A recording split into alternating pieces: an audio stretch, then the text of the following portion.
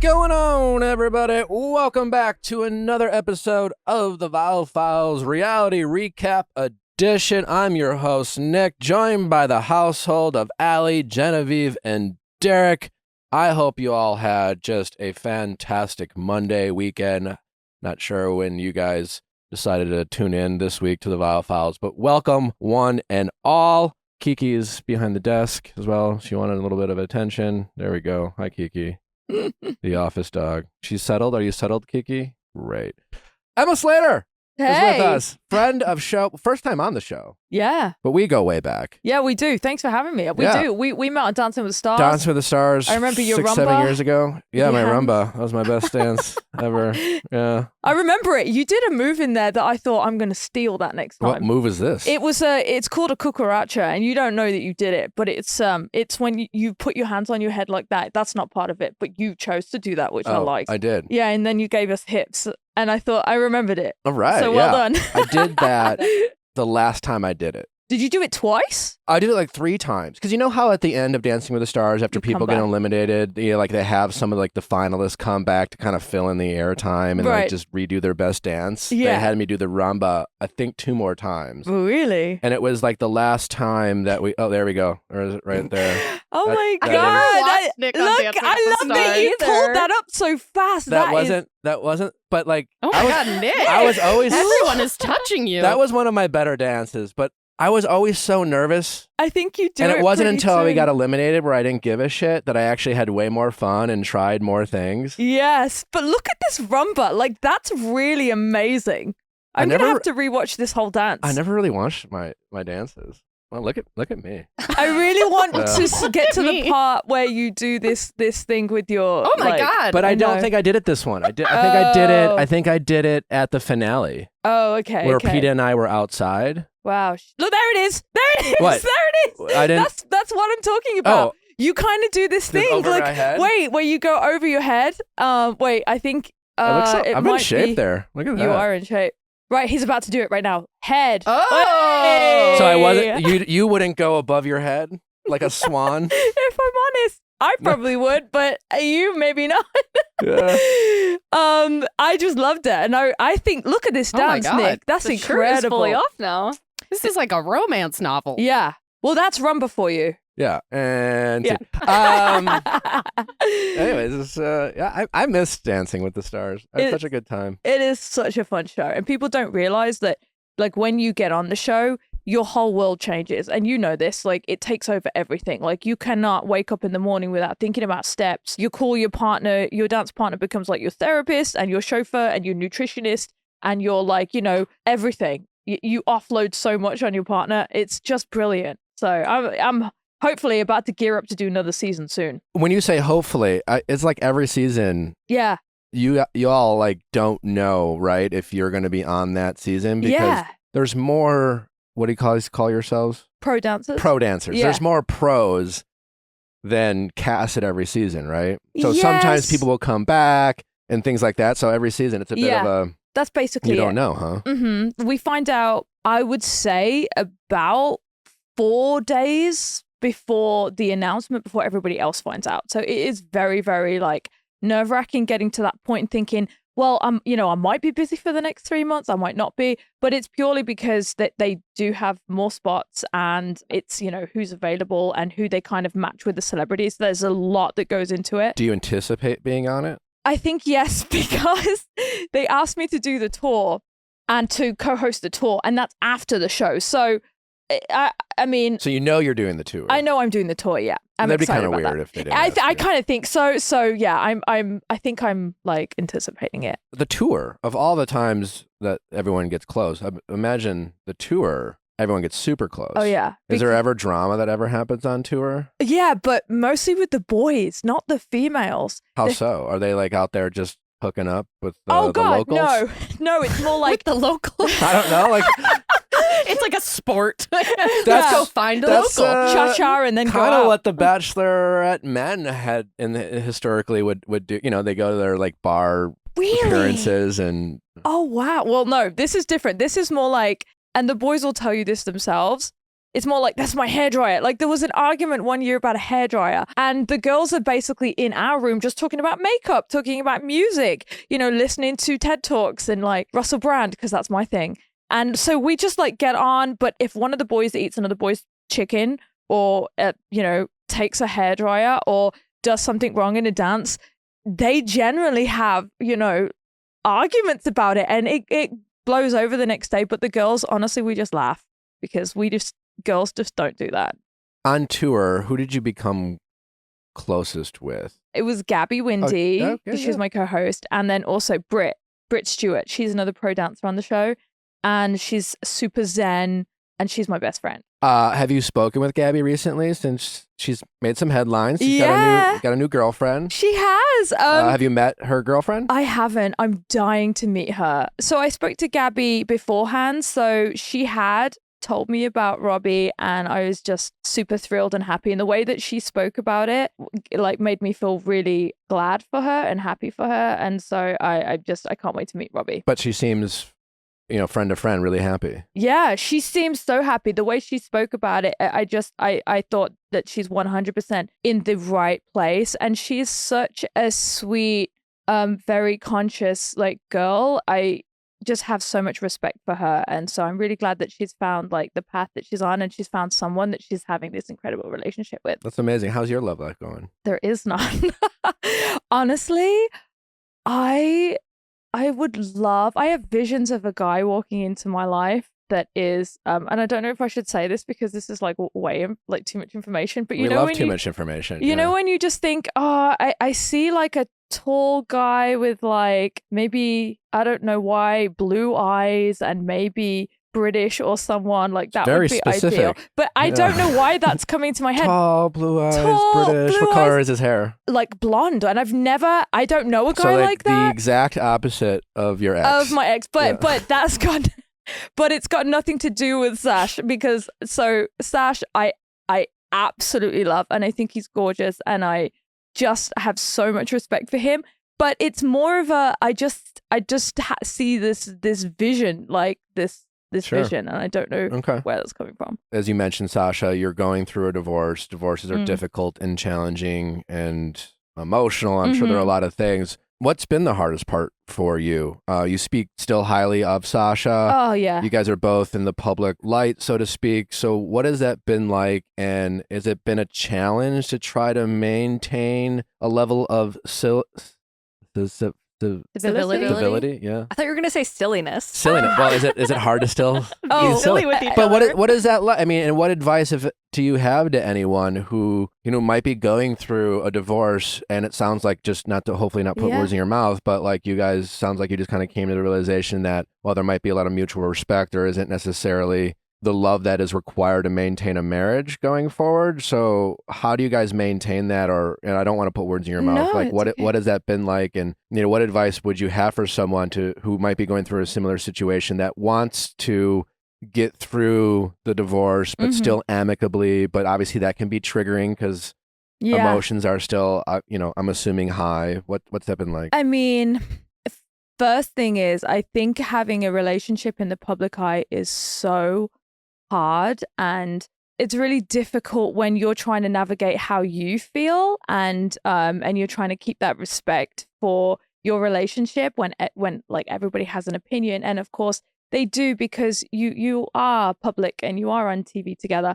So it is really difficult. And so I would recommend that, privacy is something that I really, really value. And I think moving forward, that's something I'm going to try to keep with my partner, but it is difficult and it's very emotional. So with Sasha, we're still like family. So it isn't even really that the love is not there. It's actually not that at all. We're just potentially in two different places. But the hard part was that the love actually didn't go. And it's, we still have that. So it's like really weird to navigate that, because it can be very confusing about how you actually feel. Yeah. And we're still very, very much in the thick of that, or kind of the thick of that. So it's really confusing. But my advice for people that are going through it is, I don't know if I can really give the best advice. It's just your lived experience. Yeah. Right. I would say reach out to people who you think, oh no, they're too busy with their own lives.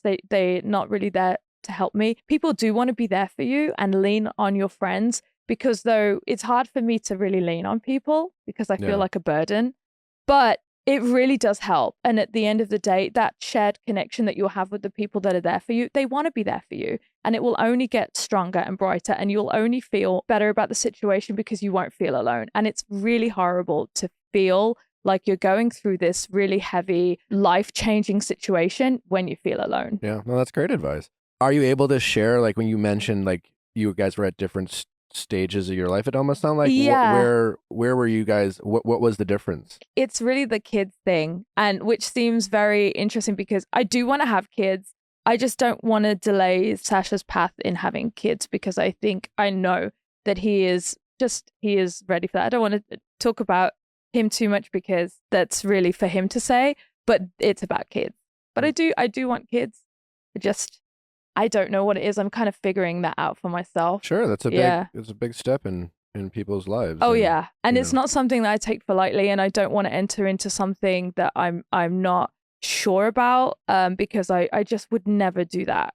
So that's Is that why. something, just because we talk a lot about relationships on this show, and I really appreciate your willingness to kind of have this discussion because I know it's not always easy, but if you could like go back in time. Yeah. Because we all make mistakes, we learn from them. Would you have done anything different when it comes to the conversations that you two had about kids, or is that something that wouldn't be possible knowing that how things kind of evolved over time in your relationship? Does that make sense? Yes, it's the second one. Okay. So if there's nothing really that I would have changed because I was really true to myself. It was exactly how I felt in the time. And we did have discussions about kids.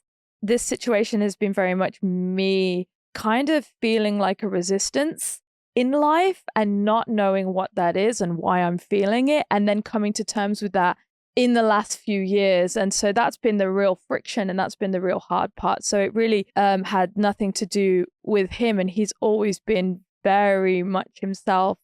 It's really me that's been the person that has just found it difficult to understand, why am I suddenly feeling different? Why it wasn't even a sudden thing. It was like a gradual thing, and it's something I had to just deal with. But when it doesn't come on so quick, then it's almost like harder to deal with because then you push it back, the feeling of not being ready to have kids.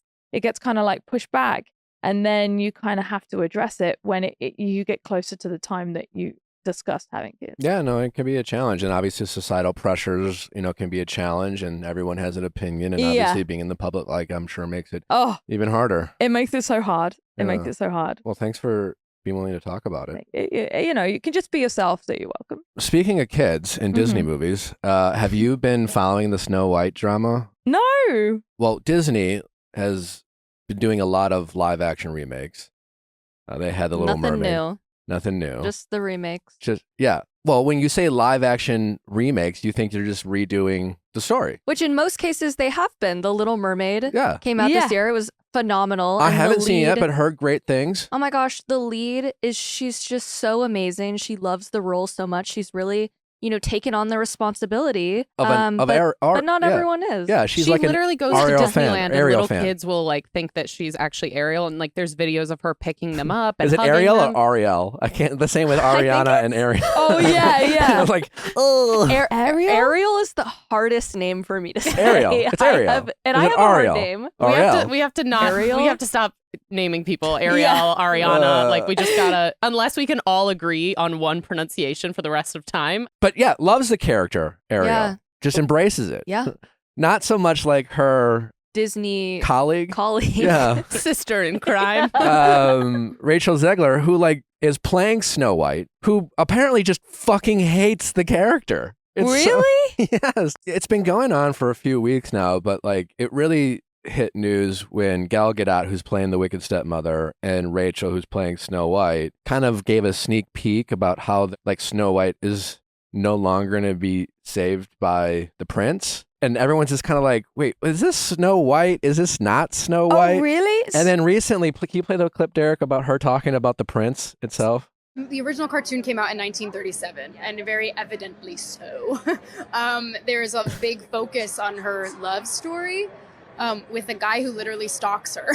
Yeah. Weird. Super weird. So we didn't do that this time. she talks about love as if it's such a negative thing. It's a fairy tale. It starts with once upon a time and usually ends with and they lived happily ever after. Like those are like aren't the two most important beats of like and she lived happily ever after in her uptown studio apartment that she was by herself. And she was empowered happily ever after for the rest of time. It's just like when did love become a negative thing?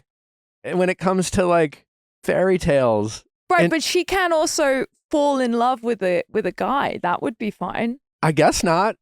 She's been speaking, and like now we're calling the prince a stalker. I mean, come on. I mean, I love, like for example, I love the movie The Notebook. I do. Oh, it's so beautiful. Well, I mean, it's a great movie, but you know, when you break it down, as we often do when we're talking about relationships, like technically, like Noah and Allie were like kind of toxic people, and like whatever. But this is a fairy tale for kids to watch, and like if I got casted like in some like local play as Noah, like you don't talk shit about the character, you know? I think, yeah, exactly. I think that I probably wouldn't have chose those words and inflicted it the way she did potentially. Like, you know, I don't think it's weird in 1937 that there was this fairy tale and that she went off with the prince at the end. And like, I remember watching Snow White as a kid. I also just loved the setting. I love the fact that she was with the dwarfs. I love that, like, everything about it, you know, in the Disney movies where all the animals get involved. That's great. Like, I think it being for kids, that's the thing you want. I think the love is what you want. Like, I know that there's a lot of representation for what happiness looks like now, but sometimes it's nice to keep those nostalgic things as they were. But I don't think it was a bad thing. I never saw it that what's his name? What's the prince's name? I think it's just Prince. Just the prince? Yeah. I never saw it that the prince was stalking her. He was trying to find her. Looking out for her. Looking for her, trying to keep her safe. And he probably saw her and was like, she's beautiful. I want to find her. I would like a guy to do that for me right now. I mean, but like we're like going way overboard. Like, but seriously, it's like if this is the message we're sending, we're getting to the place where we're like, well, I don't want to be called creepy. I don't want to. I don't want to. Right. It's like we're not going to have anyone pursue anyone for fear of like now. Oh, the prince was stalking Snow White. I mean, come on. No, he wasn't. Like, it's a movie. It's a character. How else are they supposed to? Right. Like, fairy tales are literally meant to be a way to teach young children about adult issues. That's like kind of the point of fairy tales. So they oversimplify like adult issues in a setting that kids can kind of talk about, whether it's love and romance and friendships and adversity. Like, there's a ways to talk about, you know, these things in very light ways to have like teachable moments when your kids are watching fairy tales, to talk about how people treat one another and the villain and love. And now it's just like, just make some other movie. Just don't make Snow White. Maybe that's what should have happened. Maybe it wasn't Snow White that needed to be rearranged in that way. But I don't know, because, I mean, we could see it and it could be, oh, you know what? That's a really great change. But maybe there's a different type of fairy tale that we could write, you know? Yeah. And I say we, not me, because I'm not a writer. But how is Snow... Emma and Nick Productions. Emma and Nick Productions. Well, I mean, according to Rachel, she was like, we wrote a different movie. So I don't know if Rachel's name also... is not on that script, girl. I mean, listen, I appreciate her honesty. Yeah, crazy. Yeah, Is it Greta Gerwig? Yeah, she's co-writing it. Yes. Oh, I do like her. Sure. I love her, I and really it just like surprises me that she, I don't know. Is writing love out of the... Yeah. I mean, I'm movie? sure it wasn't her. I'm sure she has a lot less liberty than we think. Snow White is the original feature full-length movie for Disney. Oh, I didn't know that. Yeah. And now it's Snow White and Magical creatures. Magical creatures. Oh, really? So, I mean, we could watch it and it could be like, maybe it's just the way Rachel is talking about it. Maybe. We could watch it. Well, she said she's not going to be saved by the prince. How the fuck is she going to wake up? No, that's Sleeping Beauty. No, Snow White is woken up by a kiss. They're all woken up by a kiss. Wait, what? She's kind like, of she takes a bite of the apple. That's looks like she's in a Sleeping coffin. Beauty. Who takes a bite of the apple? No, Sleeping Beauty Snow pricks her White. finger. I know. It's No. complicated, but... So yeah. Sleeping Beauty pricks her finger and falls Yeah. asleep. Snow And then- White eats a bite out of the poisonous apple, also falls asleep. Well, Snow White's kind of dead. Yeah. She like comes. No, she's literally she's in a literally coffin. dead. It's Like, basically a Jesus glass Christ. coffin. She turns Yeah. into Jesus. Oh, Well, wow. Jesus doesn't get kissed by a fair maiden and wake up. That's so true. I guess it'll be kind of like that. We're just gonna roll the I stone. wonder Oh, how so- she wakes up then. Ambition. Drive. It'll, like her just drive. She'll just pop up and she just be like, I wasn't ready. I you know? wasn't ready, but She now gets I a am. call that she's on Forbes 30 under 30, and Yes. she just like comes out. Like the matriarchy will wake her up. Yeah. Imagine in the movie she sees the apple and she's like, I'm not hungry, just throws it Yeah, away. I don't need to eat. She just Yeah. doesn't fall Yeah. asleep. A Yeah. retelling of Adam and Eve. That's really what they're doing. Ooh. Where Eve doesn't eat the apple. Yeah. Oh yeah. There you go. Interesting. Okay, now I see what they're onto. It- Now I this is believe in this genius. movie. Is there an Maybe. Adam and Eve? No, this might be a really stupid thing to say. Is there an Adam and Eve movie? I wouldn't be surprised. I don't know. There has to be. Is there? Yeah. Yeah, I mean, we got a variety of options that are pulling up here between ones that look like something you'd wear to a frat party as a costume and one entitled The Sin that Oh, looks there's a lot. very We need serious. I think oh, we this need one's it. called The Forbidden Fruit. We need a good Rated Adam R. and Eve movie. Yeah, Like a live action Adam and Eve. Yeah. What Yeah. about this one? National Well, something Lampoon's modern. The Sin of Adam and Eve. Mm. That looks This one looks Raunchy. serious. Oh, this Mhm. one and this. Oh my God, we do have a lot of options. They're on Tubi. Wow.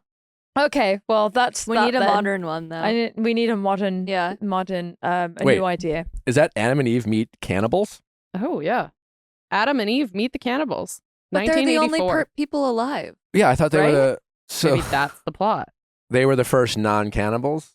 God banishes Adam and Eve from the Garden of Eden because Eve decides to eat a forbidden fruit. The disgraced couple finds themselves fighting other humans, including the cannibalistic Kuza man. Wow. It's not historically accurate. That's not historically accurate. Yeah, they Oof, need a it different has a fact 4 checker. out of 10. Oh yeah, Oh. I wouldn't watch that. Well, I don't know if Adam and Eve is historically accurate either. Oh, sorry, Yeah. not trigger warning. Sorry. True. No, I true. don't- Trigger warning. Sure. It's a creative interpretation of the text is based on. Yeah. Although I heard that they actually did an experiment of like if you took a rib out of someone like in a lab, could you use the cells from someone To clone them? to like make another human being? well, they're getting very close to that. This is what So- I'm hearing. Maybe. Have you Wow. seen? There's a documentary about a Korean scientist that is cloning, I think, French bulldogs. This was just a clip that I saw, and I started to watch it, and I think I got distracted. But I think it's on Netflix or something like that. Yeah, all about cloning. I can't remember what it's called. Really insightful. Yeah, Scary stuff. yeah. That is scary. Yeah. Do you know what think the else? world could use another Emma? Like, would you? Well, I have a twin. Did you know that? Yes. An I have identical a twin, twin? and she's so much better than me in every single way. Can we bring up Emma's twin? Yeah. Emma Slater twin, Google? Her name is Kelly. She's not identical. You're probably Kelly gonna- Slater. Kelly Slater. Is that? Yeah, like Why does that sound like, the surfer. right? Look, there we are. That's, I mean, no surprise, beautiful. she is beautiful. We're not identical. She is beautiful. What is she up to these days? Oh, she's living in England. Okay. She's a seamstress. She's living in She's England. a seamstress. Yeah, That's she is. such a cool job. Why does seamstress? Yeah, it sounds so and like old-fashioned working in and a cool. flower shop. She loves it. Iconic. She's like a traditional woman. Is she like making? What is she making? She does really well with making. She makes corsets. She makes everything. But she worked a long time in like bridal couture, and she makes the dresses. And I mean like high Whoa. end stuff, like red carpet, very expensive bridal wear. She's really good at the. I think she's really good at the corset part, like the boning and everything. She does all of that. Was she ever a dancer like yourself? She did for a year, and I remember we used to have like matching skirts, and we did like a little jive section together, and she was good. She just didn't I love it as much as I did, and so she kind of stopped about a year into it. But she's great, literally the funniest. We laugh at the same things, and people around us just do not get it. It's like that kind of twin Sure. friendship. And it's like you look so similar, clearly not identical, but also like, do we? I mean, in that picture I'm looking at, you look very similar. Yeah. Gosh, that was you guys years look ago. like almost identical twins. But I'm Yeah. assuming, did some people think, like I grew up with friends that were twins. They weren't identical, but they were also like so fucking similar that most people thought they were identical, but technically they weren't. Nobody thought that we were Okay. identical because also when I was in school, I had brunette hair because that's my natural color. So we looked she's a completely natural different. blonde? And she, she's naturally lighter and she took to more of the blonde. So in school, she was blonde and I was brunette. And I have brown eyes and she has blue eyes. So we look completely different. Also, she was just like really popular. Like everybody wanted to be with her. And I was kind of like, I guess, funny. So, but I was more popular. I was, I guess, funny. Funny. I had to just like kind of roll with it. So I was popular. Some guy told me once, "Oh, you're only popular because you're Kelly's sister." Oh, And I remember that. It's the things Oh that my hurt God. that you remember. So I don't even remember who the guy was. have you overcome this? Like, I don't know, Nick. It's going to take a lot of therapy. But yeah, I've overcome that because you get into TV and then people say much meaner stuff to you. that is true. Than that. So yeah, you got to have thick when skin. I was first on TV, I was like, my nose is fucked up. Stop. Like, wow. Like, Yeah, don't you pick yourself apart when you watch well, yourself it's on not TV? you, but yeah, you're just like, Your nose is not fucked up, by the way. no, thank you. But yes, the internet will enlighten you Yeah, on some of your, yeah, yeah. perceived shortcomings. Oh, absolutely. You're like, yeah. wow. And out of all of the comments, they could all be like, lovely, lovely, lovely. But if there's one person that's like, she doesn't finish her dance moves, her hair's really rat's taily, or oh, I don't like her voice, it's annoying. That's what I will hold on I've to. gotten all that. They say that last one. I mean, that's just wrong. Your voice? You have an amazing accent Yeah. and voice. I have had that, but thank you. That's really insane. sweet. Yeah. The other ones, sure. Yeah. Just Sure, kidding. yeah, You yeah, definitely yeah, don't yeah. finish your dances. I Yeah, don't. yeah, No, yeah. I obviously. don't. I'm like, God, What does I that need to be even better mean? at that. Yeah, what does that mean? Well, I know what I feel like I know what it means. It just, I'm not, I don't know. I can see when I watch, I'm like, oh, they think that I just didn't finish that arm. So when you finish your arm, Nick, you go all the way to the end with lots of energy, maybe a couple of times. You Nick got learned some, that. You got Nick some learned that. asshole who took You worked one with the ballroom arms. classes on the internet critiquing your arms. But it's funny. Like Yeah. you see it and then I start thinking, I didn't do that right. Or maybe my voice is a bit weird. And it is weird. I get it. But It's a lovely voice. thank you. That's really sweet. British. British. Britta. Does your sister sound the same as you? She sounds, yes, very similar. Yeah. I would say even more British. Oh. Yeah. I have never dated someone with an accent. I imagine it would be wonderful until you got into a fight with them. And then you would get annoyed, I think. The accent. Yeah, I feel like you No. were being yelled at by someone with a different accent than you and being like criticized in a relationship. Like, you never, like, I'd be like, shut the fuck, like, No, of Was course, that like, your it would- attempt at the accent? Yeah, no. yeah, give us a British No, I accent. can't, I can't. Nick, say, my name is Nick, and you're listening to. Hello, I'm from London. I can't do it. London. Honestly, I will say when British people are drunk or angry or excited, I think you get the best version of their accent. So you might be more impressed if you're in an argument with a British person. I'm not saying me, but you might actually find yourself either laughing It's or not- being impressed. It's not that it wouldn't be impressive. It's just that if you were in a fight, it becomes something that you can just choose to get mad at, Oh yeah, Sure. probably. Like, you're just like, like mockery. I hate your voice, or just, it's just like, You sound ridiculous. yes. Like, Yeah. You ugh. sound like a Love Islander. Yeah, no, it's like, yeah. no, it'd be like Stassi on Vanderpump season 1. And when she's like, you would just be like, what are you saying? Spooled. Spool? Oh, Like, spoiled. yeah, so you'd be like, I can't understand your British accent. Or when Oh, you would say really? something, what is a word that you say that a lot of Americans can't understand?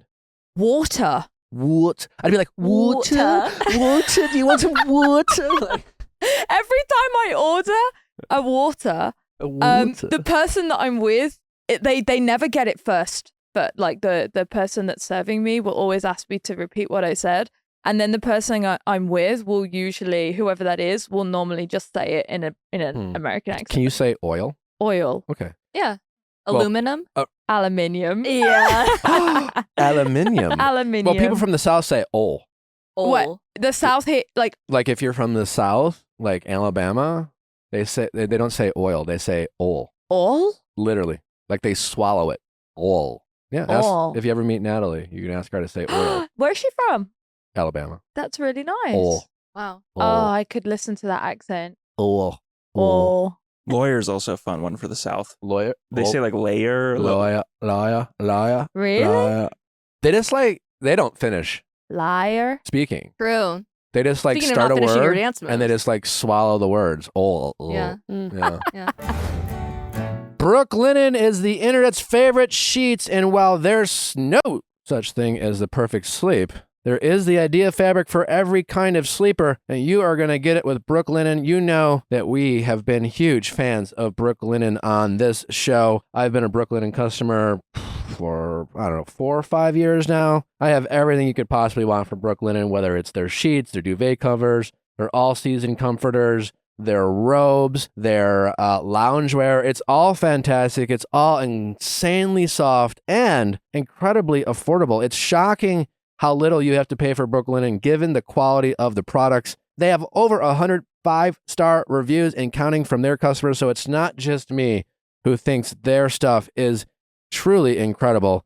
Over 100,000 other people have taken the time to let you know just how much they love their Brooklinen. Brooklinen is the perfect way to build your own indoor oasis to escape the heat. Go to brooklinen.com to check out all the amazing products that Brooklinen has to offer. Everything that they sell you is just going to make you kind of feel good, just because it's all about just relaxing and comfort and just being your best self. It's soft. It's incredible. I call Brooklinen the 8th wonder of the world. So if you're looking for new towels, new robes, new sheets, go to brooklinen.com. You will not regret it. Shop in-store or online at brooklinen.com today to give yourself the luxurious sleep you deserve this summer. Use promo code VIALL for $20 off your online purchase of $100 or more plus free shipping on brooklinen.com. That's BROOKLINEN.com.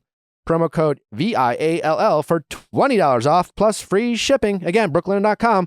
Promo code VIALL for $20 off plus free shipping. This episode is brought to you by IQBar. Get 20% off every IQBar product plus free shipping when you text FILES, F-I-L-E-S, to 64,000. We certainly know that Amanda is just touring the great continent and country of Australia while munching on a bunch of IQBars. I think she might be IQBar's #1 customer, but everyone here in this household are big fans of IQBar. You want to know why? Because first and foremost, they are delicioso. They taste good. My favorite being peanut butter chip, but they also have other amazing flavors like banana nut, toasted coconut chip, almond peanut butter chip. I had a lemon blueberry Ooh, yesterday. a lemon blueberry. I was like, it was a Sunday Ooh. afternoon. I'd had lunch. I wasn't ready for dinner yet. I was reading a book for my upcoming book club. And I was like, you know what?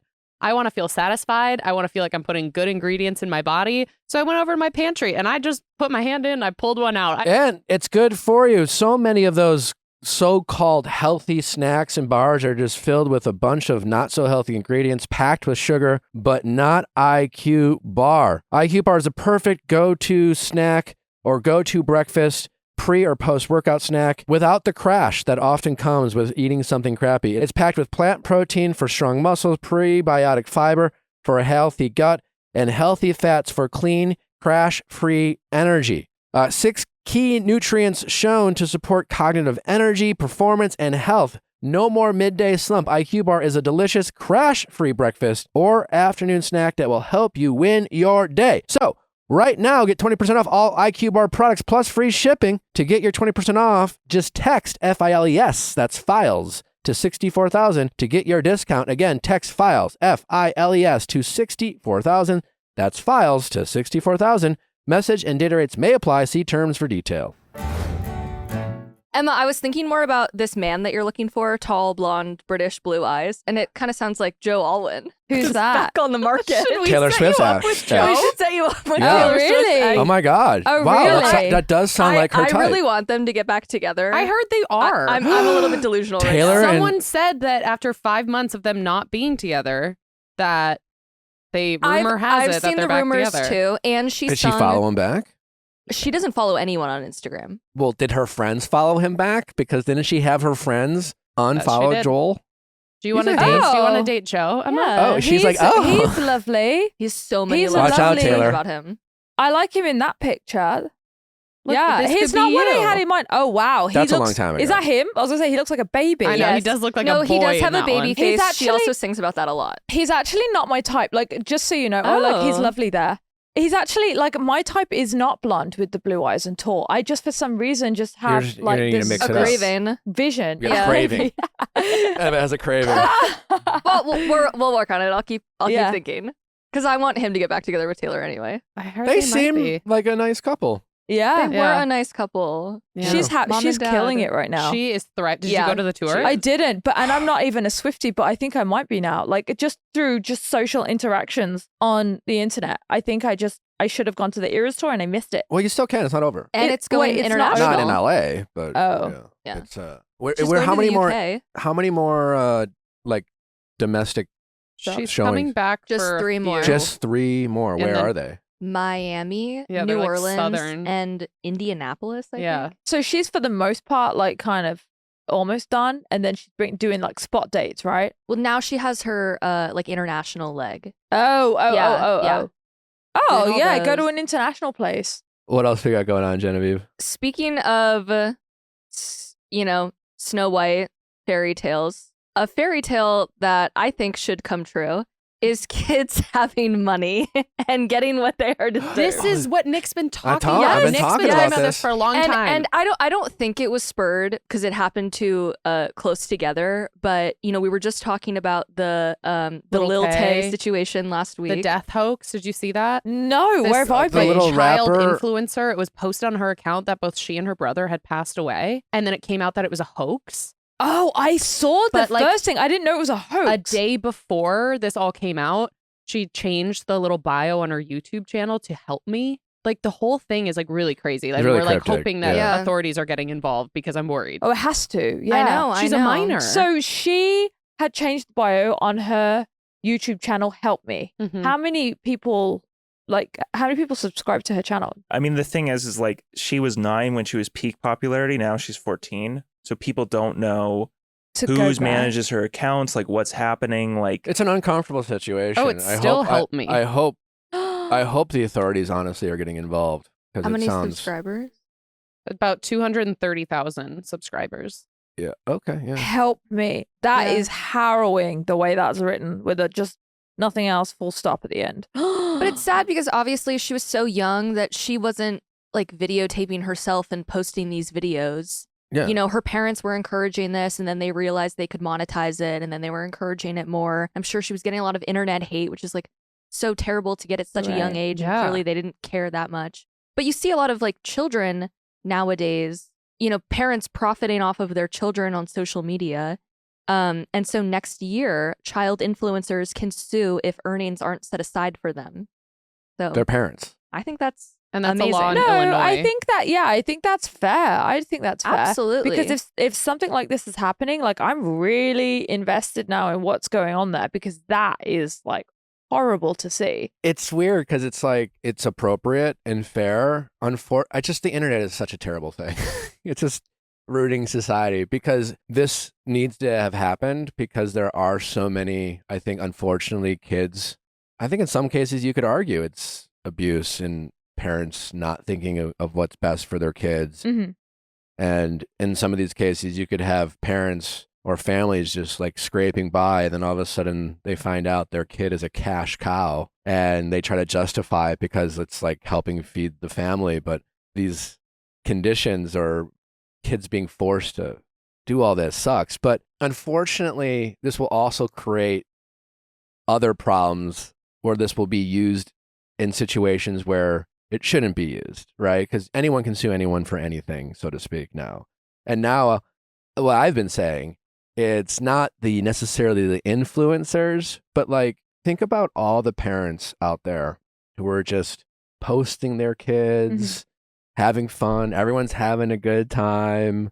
And then, fast forward, some drama happens in the family where some 17-year-old kid or 16, if they wanted to and had a falling out with mom and dad, could just go back and sue their parents not because they made money or that they were influencers, but like that's still like their intellectual property. Right. Like, hey mom, you didn't have my permission to post me singing happy birthday and having what I now deem as an embarrassing moment at 9. You didn't have my permission to post that. We don't know how we're going to respond to how we've been acting on the internet 10, years from now, 10, 15 years from now. We all just got this tool. We started Right. using it.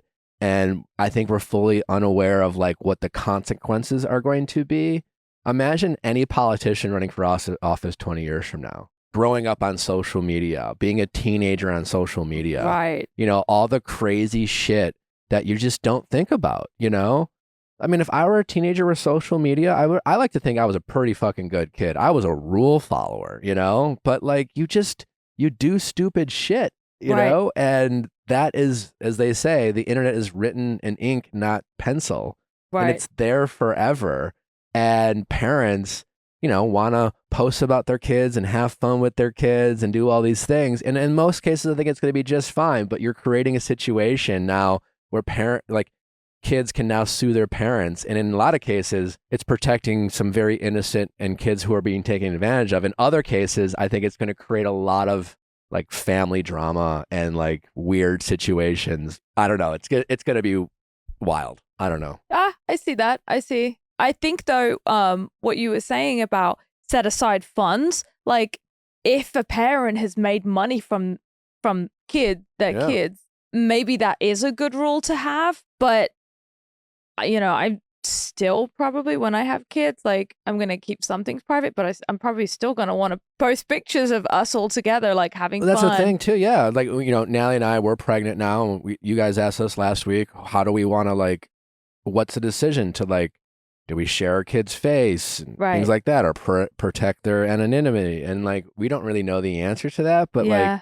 just to think, you do have to think about those things. Yeah. And even if you're not in the public eye, that's kind of my point, is that everyone is going to have to start thinking about this, because Right. I think this is an example of how society is adjusting to social media and going back and saying, wait, what are we doing? We haven't been protecting these kids for the past 15, 20 years. Yeah. But like, this is a reaction to, you know, society. And I think this is just going to only evolve in terms of, you know, proper etiquette of posting kids, posting your own kids, who has the right to do that, who owns that intellectual IP. Is it the kids? Is it the parents? It's kind of a wild, you know, insight to, I think, the future. Yeah, I don't know about social media. I think there's so much trouble that it causes. It's sometimes when you have those breaks where it's just a week off, don't you find that you're really happy? And that gives you so much peace. That Oh, to yeah. me is amazing. Yeah. It's crazy. Yeah, Wish I I could do feel it more like often. so grateful that I have a younger sister who's 5 years younger. And so like the way that we grew up with social media is so different. And I just feel like I cannot feel more grateful that I grew up in a time where like we had iPod touches and like that was, Yeah. you know, such a rarity, and like Yeah. a flip phone. And it took like 10 years to text someone. So half the time you were like, ugh, Right. call yeah. them. I can't do this. I want to figure out how to keep social media away from my kid as long as possible. Mm-hmm. Yeah. I mean, you're basically having these apps raise your kids. Mm-hmm. You know, these algorithms are raising your kids. Right. You know, how do you teach your kid your values and principles when they go on the internet and have access to all these opinions and all these thoughts? And like, if your kid's on a phone constantly scrolling through TikTok, you're not Mhm. raising your kid. Mm. TikTok is. Mm-hmm. It's just that simple, That's true. you know? Mm-hmm. And that's fucking terrifying out Right. there. To sit there and try to think, I'm going to teach my kid this and I want to teach them these values. Good luck if they're on their phone Right. constantly scrolling through TikTok and learning about God knows what. Right. You know? It's crazy And to me. Everyone, you know, that the Social Experiment, that documentary on Netflix, every person who's ever created something on social media doesn't let their kids go on social media. Really? Yeah. And they're all I've like, watched yeah. that. Yeah, the documentary. yeah. And they were just like, do your kids have phones or access to the internet? They're like, fuck no. Oh, wow. Because It's it's just, because they see the studies about what happens to the brain when you grow up with that, or when you spend an hour doing that versus an hour of walking outside. Something else that's been on the internet that we've been covering a lot is Kevin Costner's divorce. I'm so invested. I for swear to God, no we reason.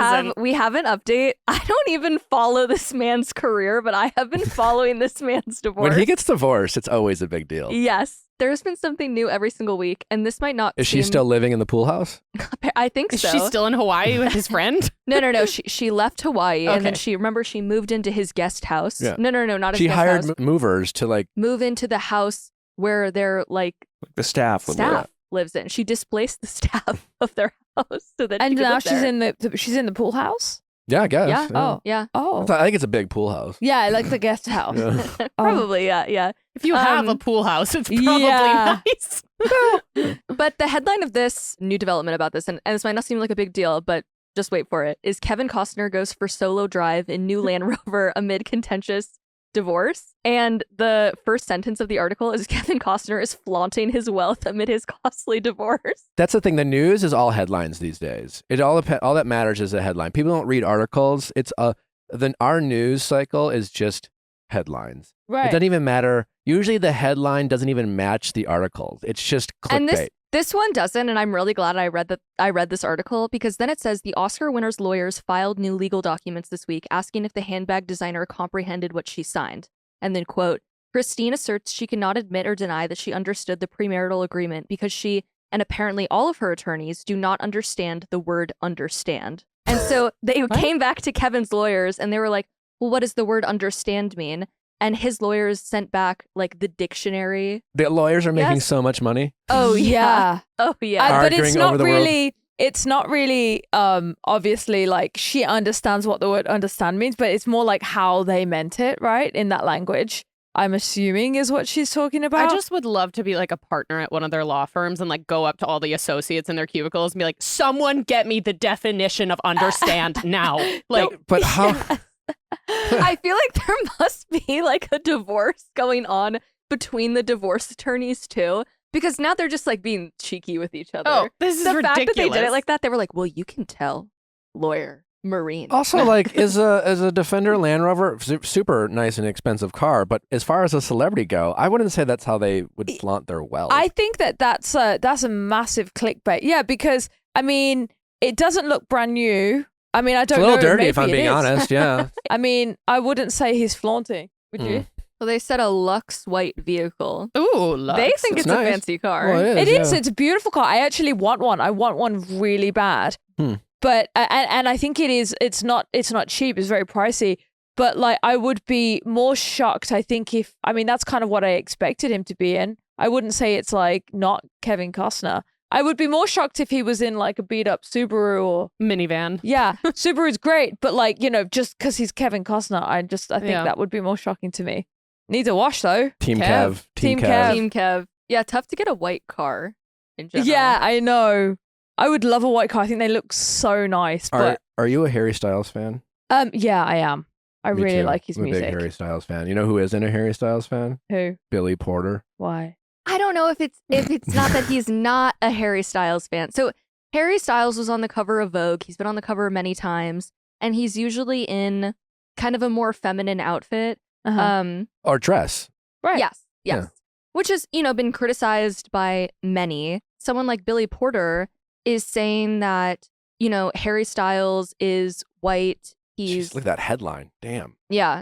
Wow, He's incredibly famous and protected, and something like this isn't like a risk for him as it would be for someone else. Are you talking about Harry or Billy? Yeah, for Harry, because he's white, As, he's like, a attractive, celebrated he's wealthy, white he's man, celebrated. yeah.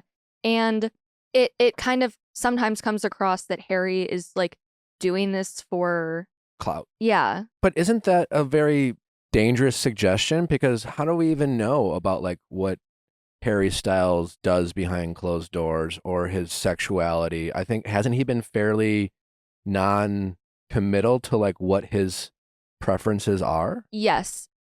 But that's kind of the point that he hasn't really said. And so to some, it can seem like he's profiting off of this while also maybe not even being part of that community. To me, this just looks like a long way of Billy Porter saying it should have been me on the cover. I don't know. I feel like Harry Styles definitely has a right to, maybe I'm wrong, but a right to not talk about the things, his sexuality, if he have doesn't some want to talk privacy. about it. Mhm. Do you know what I mean? Like if you don't, I don't think he necessarily need, and maybe he doesn't know. So I don't think he necessarily needs to announce that for everyone. And I know people feel entitled to like an answer, but like, what if he just wants to make music and just be this really great, awesome guy, which I've heard he's lovely. And also feel comfortable, wearing more feminine stuff. I think he Like- looks great. Yeah. Absolutely. Because they always talk about gender and sexuality being a spectrum. As a straight heterosexual man myself, I have, I think, feminine characteristics, and I enjoy what are often perceived as more feminine things rather than the more masculine activities. And maybe that's where Harry falls, where it's just like, maybe it's just me feeling more comfortable,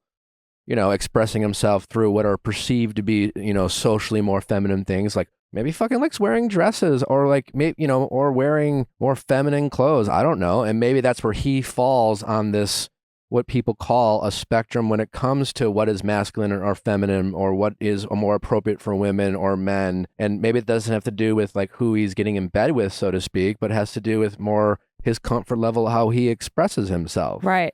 Who did Harry hurt by being the first male on the cover of Vogue? I felt like he did a lot of good, and it's not going to please everyone, sure, and it doesn't please Billy Porter, but I feel like he would have been fine if he was just on the cover.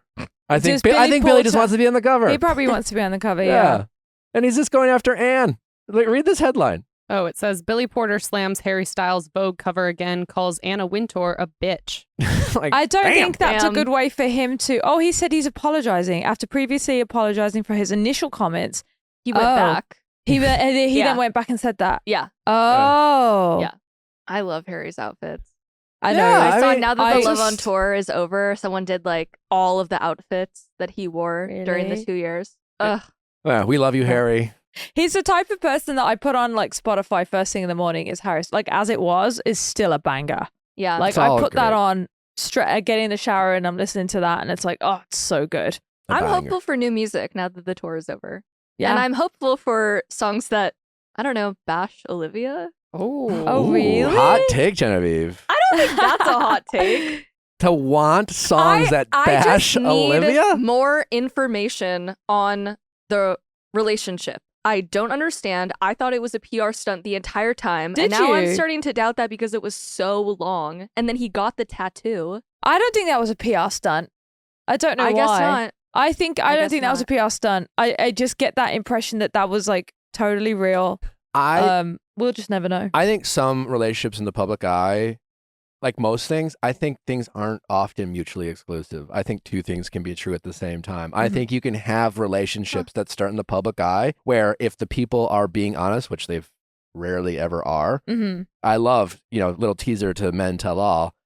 I'm just a huge Braden fan at this point because like Me too. he does keep it real, and I loved what he was talking about when he was just articulating, when he was making that point. It was just like, you guys editing yourselves by not swearing is an example of you guys not being your true selves. And I just like decided to be my truest self. Yeah. And as we always talked about on the show, if you are your truest of self, the people who are truly are the truest of selves, and they're usually in a household of people who are afraid to be their truest selves. They're afraid of being disliked. They're afraid of not being in their best behavior. And so what happens when you have people like Braden, they basically give the editors just all the juice and ammunition to like carve out whatever edit they want and like take their sarcasm and turn it into something that's portrayed as evil or disingenuous. Meanwhile, the people who are often disingenuous are praised for being unproblematic and gentlemen and bullshit like that. Case in point, at the end, when all of that came out about the guys putting those initials at the end of their tweet, Yeah. Fuck and Pete. Braden was the only person that actually said something to him. I had so much respect for him at that point. But yeah, and then getting they got back. mad at him. They were like, why did you have to say something? Yeah, what? that one person that was like, well, it wouldn't be a thing if hadn't have said it. And I'm like, hang on, wait, what? Yeah, that was Xavier. Yeah, Which I know. I thought that wasn't a Xavier, good I look. really liked him overall, but that was more like, Xavier, you're basically promoting being dishonest and shady and saying, well, if you didn't know, it wouldn't have hurt you. That mentality is what people, that's Who a cheater's cheat. mentality, Yeah. which is, I Right. didn't want to tell you because I didn't want to hurt your feelings. And if I Right. didn't, as if like that's who you're protecting. Right. That was an L for Xavier. in that Great. He moment. fell from grace a little bit. Yeah. Yes. Yeah. What were we Braden talking is about before we brought this up? Harry Harry Styles. Styles and Harry- Olivia Wilde. Yeah. yeah. Yeah. Bullshit relationships. And so what I mean by that is I think like anything, when you meet someone and you're kind of going through pros and cons of like, should I like give this a shot? Yeah. And I think you can still have an attraction for someone, like them, think they're cool Yeah. and funny, in the back of your mind realize that like, well, it's also like, wouldn't feel like fucking like bad for my brand and shit. And like, so I think it can be both. I think there's a lot of relationships that start in Bachelor Nation like that start in, you know, just a general In public movies, eye. like In movies. rom-coms. And I think Yeah. there can actually be a genuine interest and a Mutually beneficial. yeah, kind of public thing. So Right. I think that Harry and Olivia could have been both, where they actually you to that point you don't date that long and just fake it the whole time. Right. No. But at the same time, you know, for example, a lot of Bachelor relationships. Every Bachelor relationship that ever ends publicly ended 3 or 4 months before, right? And there's always a fear of coming out. There's a pressure, you know, sometimes there's afraid of like, sometimes couples will stick together because like they booked a fucking campaign or a deal and they're like, we got to fucking like ride this out. And so they will stay together publicly, Right. cash in their chips Yeah. and then break up, which people can criticize that all they want. But like, I don't know. It's sometimes hard to truly be honest with yourself. Right. And I just think it can be both for press and also in a lot of cases genuine and real. Right. And I think those can often overlap and cloud the picture. I agree. I think it's not like a clean thing when you're having a relationship that's also in the public eye. So different to just having like a, you know, a regular relationship that doesn't have people having an opinion every 2 cents. I think it would be so much less pressure to have a relationship outside of that. Yeah. I also wonder if they, you know, were seeing all the comments like this is a PR relationship or just hating them together. They were like, well, fuck you. We're going to stay together 2 fucking years. Could be that too. We're going to get a fucking tattoo. Do you think? Yeah. I'm also just jealous. It could 'Cause be. I love Well, that's the thing. Harry, unfortunately for Harry, and I think it's different for women, I think, because I don't feel like as many people hated Joel. Joe. Is it Joe? Who's Yes. Joel? Who is Fuck Fuck if we I talking know. about? I don't know. Exactly. Who Joe. are we talking about? I thought it was Irwin. Alwyn. Alwyn. Whatever the fuck. Taylor's boyfriend. Taylor's Joe, ex-boyfriend. Joe Alwyn. His evil twin. Joe Alwyn, is it? Joe Yeah. Alwyn. Okay. Well, anyways. I literally didn't know who we were talking about for a second. Joel Irwin, though. Somebody out there He's called just Joel Taylor's Irwin. ex bitch. to me, you Yeah, know? yeah, yeah. But he didn't get all that much hate. And I just feel like when it comes to Harry's audience is mostly women, right? Is that Yes. safe to Yeah. say? Yeah, I guess I don't know I mean, that. Genevieve literally just admitted it's because she's jealous. Right. Yeah. And Yeah. so no matter who Harry dates is unfortunately for that person, it's going to be hell. Oh, yeah. Oh, I I don't think do not his envy new- that. The girl that he's been seen with recently, I don't think it's been getting as much hate. I agree Because that it's in not general, like it's official yet, you know, because it's True. not like, it's all and speculation. the circumstances around Olivia were also just so strange. Like she was his director. That was like kind of a weird. And then there were all the rumors like she wasn't really doing her job because she was like forfeiting directing to like hang out with him in his trailer. It was just all like very messy. At the end of the day, I would say 98% of that hate, and thank you for being honest, Genevieve, comes Yeah. from a place of, it should have been me, Yeah. Yes. not her. Yes. You know? And it's so Which is crazy, easy to obviously. pick apart somebody and say something like, oh, she's neglecting her job, which is probably like really not true. I don't know. But like it's likely that she's not. She just happens to have half an hour where she really doesn't do anything. So she might have gone to his trailer just to hang out with her. Also, who wouldn't? Who wouldn't? Right, exactly. It's Fair. just, it's so harsh. I would. Right? Yeah. Fuck the movie. If Harry fucking Styles naked in a trailer. Just kidding. I mean, I'd I don't know that he was naked. walk in. If the trailer's you know? rocking, don't come knocking.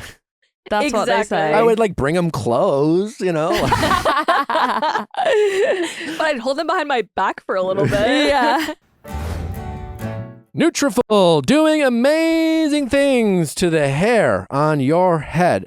Women suffer from hair loss. I know it's, we always hear about the men, but women can experience that too. Whether maybe it's just breakage, maybe you've been a little hard on your hair with some of the, maybe you've been dyeing it different colors, maybe you've put in extensions, all of these things that I've learned just through being around all you great women out there is Also, that life will stress you out. And I'm also like, us women, our bodies go through so much. So whether it's like hormone changes, menopause, all of that stuff can have an impact on not only what's inside our body, but what's outside of our body. And a lot of people, whether again, it's pregnancy, menopause, anything that our bodies are going through, that can have a significant impact on our hair as well. Millions of Americans experience thinning hair. It's not only common but normal, but among women, it's not openly talked about, and going through it can make you feel lonely and frustrated. Join the thousands of women that are doing something about it today with Nutrafol. Nutrafol is the #1 dermatologist recommended hair growth supplement clinically shown to improve visible thickness and strength. From postpartum to menopause, and no matter your life stage, Nutrafol has 4 unique formulas to support women. Each is physician formulated using drug-free, science-backed ingredients to get the most reliable results. Go to Nutrafol.com to take their hair health wellness quiz to identify causes of your thinning hair, and Nutrafol will give you a personalized plan for better hair growth through their whole body health approach. Take the first step to visibly thicker, healthier hair. For a limited time, Nutrafol is offering our listeners $10 off your first month subscription and free shipping when you go to Nutrafol.com and enter promo code The Viall Files. That's right. Find out why over 4,000 healthcare professionals recommend Nutrafol for healthier hair. Nutrafol.com, spelled Nutrafol.com, promo code The Viall Files. That's right, TheViallFiles. Again, that's Nutrafol.com, promo code The Viall Files for your discount. I have been opting for a capsule wardrobe lately. As I'm getting older, I don't want to keep buying new clothes every year, every season. I'm kind of over like the trends and like the patterns that go in and out of style. And so I think Quince is a great place to get amazing basics that I know will last a really long time. I have this sweater from them that I wear all the time. It's like plain kind of eggshell white. It's so comfortable. And I just know it's a material that'll last me forever. I have a ton of tank tops and t-shirts from there that I know I won't have to They literally rebuy have every season. everything. They have everything you would need for like your own self or if you're traveling. Like, Yeah, instead of wasting money on that flimsy fast fashion haul that so many of you are doing on the regular, as Genevieve mentioned, Quince is the spot for quiet luxury without paying luxury prices. Quince offers a range of must-have items like 100% European linen under $50, luxurious mulberry silk skirts, and of course, Italian leather bags and 14-karat gold jewelry. All their prices are 50 to 80% less than similar brands. And because Quince creates timeless, classic styles that won't go out of fashion, you'll have them in your closet forever. Quince partners directly with top factories to cut out the cost of the middlemen and pass the savings on to you. What's even better, Quince only works with factories that use safe, ethical, and responsible manufacturing practices and premium eco-friendly fabrics and finishes. So you can feel good about getting high-quality items that last longer. You got to check out Quince. Upgrade your closet this summer with Quince. Right now, go to quince.com/VIALL. That's QUINCE.com/VIALL to get free shipping and 365-day returns on your next order. That's Quince. Again, quince.com/VIALL for free shipping and 365-day returns. Quince.com/VIALL.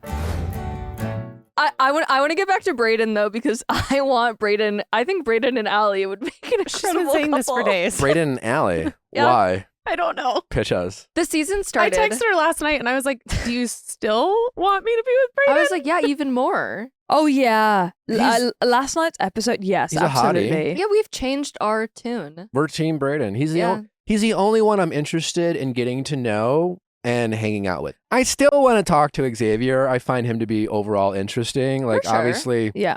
you know, he took a couple L's. I Yeah. thought overall he handled himself well this episode.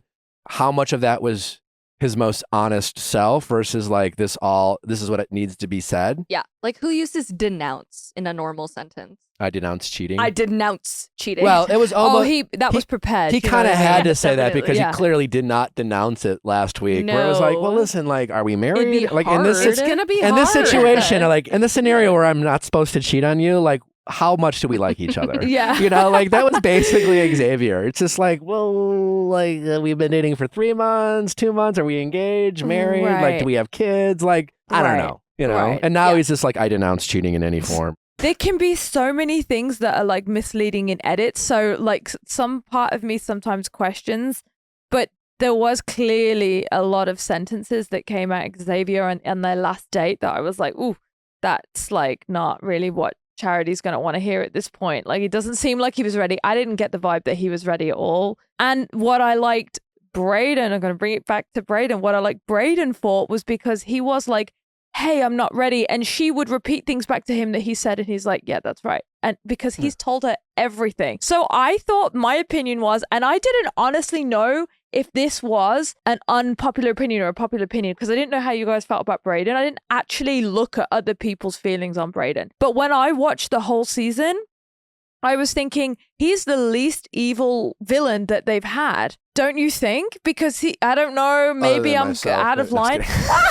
You're He's the most- yes. He's misunderstood. He, Well, that's he how was most. just being honest. That's how they get most of their villains. It's not because their villain ever does anything serious. It's because they go against the fucking grain of The Bachelor. In fact, the house is always the bully. The Bachelor itself, in a way, like gaslights their audience into thinking they're supposed to be okay with shit they would not normally be okay with. Right. Like, when in the world do we ever go up to someone and like criticize them for saying things like, I don't know if I'm ready to get engaged in 8 weeks. Right. That's what I was thinking. That to me is okay to say if that's how you feel.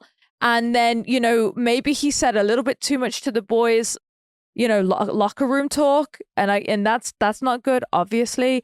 But for the most part, I thought he was pretty honest. So I caught myself thinking, did I miss something? I think the boys, just the other guys in the house or the other guys that were there, didn't just really take to him being outside of the grain. No, all those other guys expose themselves as being not totally honest and not totally themselves, kind of bullies. Yeah. You know, Yeah. that whole like fuck Pete thing. That was That's so mean. juvenile. That I was know. That's some high school Yeah. bullshit. And like to think that they're out there doing it and Pete, honestly, he should do what Ariana did with the fuck me in this t-shirt and make a fuck Pete t-shirt. he should make t-shirts. People now. will buy that. You should be a marketing expert. I'll email him. if you're not. Yeah. Yeah. And then I'll text Brayden. But that is Details of your quite date. honestly, that is more the norm, you know. And Brayden, he revealed another kind of hidden secret of the Bachelor household, which is like this idea where people they're so fucking two-faced. They will Yeah. be friends to your face Yeah. and they'll be in your room and you'll think they're best friends. My first season on Andy's season, I thought I was friends with everyone, only to go back and watch it. And like, granted, a couple times, like with Brayden, like I had a couple people just out of nowhere come at me, but you go out and watch it back and it wasn't out of nowhere. Yeah. But they are just like two-faced and talking shit behind your back. Every season people will do this. They will admit off camera that they're like, oh man, like, you know how it works. It's just a show, man. Like I just was doing, you know, they will be the ones who will blame it on the show and be like, say like, oh, I just like kind of had to do it, while they're accusing the person of being there for the wrong reasons, or being disingenuous, being fake. And to justify their actions to that person offline, they will almost always say, well, man, like you know how it is. Like, man, like I was just kind of doing what I was supposed to. And like, you know, we're cool, right? And Right. that shit happens every fucking season. Right. And it was kind of clear when he said, oh, like Tanner, I like Tanner. But he was like, Tanner, you and I were like roommates in that. And that's like kind of interesting to hear because he probably had no idea that all this was happening. Yeah. And then also I kind of picked up on, is it John? Really nice guy, like super cute. He said, he had Brayden's back. Like he was defending him for like the first, you know, good chunk of the season. And I thought, I actually really like John and I kind of trust his character because he seemed like a very, very nice Which guy. one was John? John is the one He looked where like the football player. Yeah, that's who I was thinking about. Yes. Yeah. Like really, really sweet guy. But he was the one who was mad at Brayden at the end because He was mad because he got interrupted, but until and really, I think it wasn't even a massive. Well, I don't know, maybe it was, but like Brayden was like, I thought your conversation finished. I think that was a thing, but up until then, he had said on the Men Tell All that, I had your back, and I thought, I quite like that because I trusted, for some reason, I really like that guy. And so I trusted his opinion. And I think like it's interesting because like imagine trying to have like that situation happens on the show. You try to have, let's say, like a one-on-one conversation with Brayden on the bus, and then you just have the whole house angry behind you. If you don't have the strength to kind of remove yourself from the situation that's being put on you, and if you don't have that strength to think, no, that's actually not how I feel. Like, I think you should always try to defend the person that needs compassion in that moment. Even if Brayden's really being, you know, completely disrespectful, you still got to give him the time to like explain and to hear you. Like, there's no sense like shouting it out. I just don't get that. I think every season of The Bachelor or Bachelorette, there is bullying that goes on, and it always comes Right. from the house. And I think this social media thing where it was this F Pete kind of thing, that mentality, the reason why these guys felt compelled to do that is because it was the same behavior that they were having on the show. And they all feel justified for it because in that world, they're being told that they're right. They're being told that they're standing up for like the sanctity of the Bachelorette. Yeah. Well, because like maybe this Pete guy joked about making T-shirts or whatever. These all these guys went in there hoping they could get followers and hoping they could make money and monetize their Right. experience. Like they are full of shit if they're going to pin that on some other guy. Again, you don't get to criticize someone for what they claim to say about social media if you have a social media platform. Right. If you don't. And if I was And Charity, it's I would public. be disgusted at that behavior. I would be disgusted. Like I would just think if you don't have the balls to really go, you know what? I'm not a bully. I don't do that. That's something that But that crosses a line for me. Weirdly, like the leads usually fall into it because it's not any one person. It's just that mob mentality. Because like, Charity kind of leaned in throughout the season of like tweeting at Brayden about like, well, you know what you should have signed up for, as if like Brayden knew what it was going to be like. And again, I'm not blaming any one person, but it, like with Xavier, when you think about it in real life context, like he didn't handle himself obviously very well in that discussion. And he said a lot of things that make it seem like I just don't think Xavier's ready to get engaged, period. Right. And I'm sure he had a lot of respect for Charity and I think he really cared about her, but I don't think he ever really thought he was ready to get engaged to Charity. Right.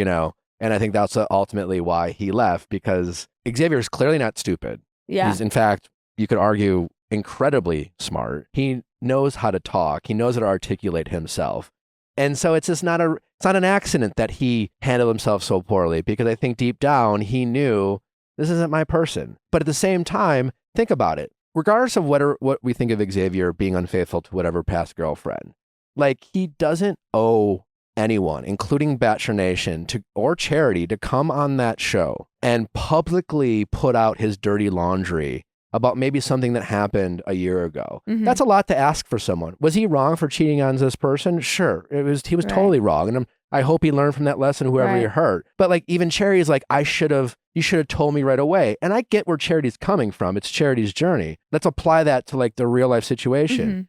Xavier is supposed to come on this show, having known Charity for 2 weeks, not sure how Charity feels about him compared to the rest of the other guys, and then just like expose himself and open himself up for criticism. So listen, everyone who now meets Xavier in public, whether they knew him before or not, is going to know what he did. No, it's really and awful. It's a lot to like put on yourself, and it's a lot. So to criticize Xavier for waiting until he was sure about his feelings for Charity and before he wanted to publicly on national television expose that self and open himself up to criticism is a lot to fucking ask anyone. Totally. And so I get where Charity's coming from, but at the same time, realistically, I don't think we can sit there and criticize Xavier for not showing up on The Bachelorette and be like, just so you know, I cheated on my past girlfriend and I've done this and I need to make sure I'm honest with Charity about it. Like, it makes sense that he needed to at least wait to make sure this was someone he was, wanted to really fight for. Yeah, I definitely felt for him yesterday when he was talking about, I found it really difficult and I've gone into therapy and, I just feel that, I feel like everybody deserves a bit of compassion and you could tell that was a really hard thing for him to go through. And he probably would have preferred to have not done that on national TV. And just the situation that he's in where he has to, I can imagine he was kind of, you have to do this, you have to do it here at this point. That's really rough. And so, yeah. What do we think of Sean jumping up? Sean, he's so insufferable. The peace sign. Wait, did he do a peace sign? He's just like, like when they went around to all the guys and they were like, and Sean, I swear he like held up a peace sign. I was a little confused when he got the rose at the end. That I know that he got, did you see he got a rose given to him from by Captain Tom. Captain Tom, is that his name? Okay, so I remember that Captain Tom was a good character on that New Orleans date. I liked him very God bless much. Captain Tom. Yeah, I thought he should be a recurring role for sure. Yeah. Absolutely. I mean, honestly, and I just love that he's like showing up with his like camo top. Oh, I love Tom. He doesn't know Charity's name. No, Chastity. Jesse keeps saying Charity. He's like, yeah, Chastity. We're saying the same thing. Yeah. This is going to be one of the more kind of, I hate to say it, but like, what are the stakes for the remaining of the season? She's not picking Joey. We know this, right? Like, That's what I think. I think she's gonna go Dutton, yeah.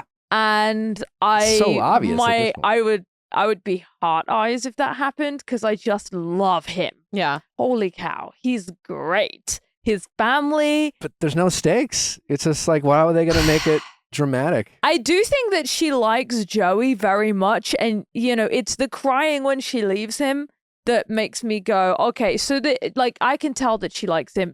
She respects him. Do you reckon that's just it? I don't Yeah. know. If you're crying, like if you're holding someone, you're crying at the end. Maybe she's crying because it's like, I don't want to hurt you. Maybe she ends up with him. We don't know. But to me, I was like, I feel that she's attached to him, to Joey. I don't. You don't think so at all? But you've been in this, so you kind of know how that goes. But My don't you understanding. think you could be in love with two people? Me, I don't think that actually. You don't no. think that she I could think be you in- can be infatuated, and I think you can be attracted, and I think you can have chemistry with two people. I think you can have a connection with two people. But my version of love, and that's just everyone's version of love is different, is to have one. I don't think you can be in love when you are confused or unsure about other people's feelings for you. Mm-hmm. And I don't think you can be mutually in love if you don't have a strong emotional connection and have the security of knowing that the person across the table from you knows some of your shortcomings, accepts who you are, accepts some of your faults and things like that. That's just not possible in that environment. And I certainly don't think it's possible with multiple people, but I certainly think you can have strong feelings and infatuation and feel a connection. With Joey, I just think I see a lot of mutual respect, Yeah. and I think Joey's been brought forward to be their next bachelor. Oh, Yeah. I see. I'm about not when- seeing it. With How those about two. when Dotton said that he came on the show and didn't realize it ended in proposal? I believe that. Yeah. I believe that too. Well, because he was like laughing about it. And I was like, oh, this guy is so able to just share that because he clearly feels differently now. And he clearly is.